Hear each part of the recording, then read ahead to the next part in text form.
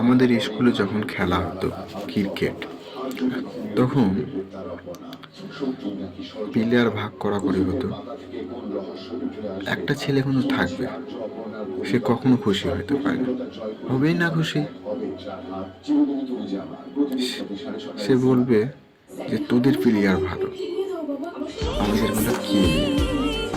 ওকে যদি 20টা প্লেয়ারে দিয়ে যাও, তাও বলবো তোদেরটা ভালো, তাহলে খুশি হতেই পারে না।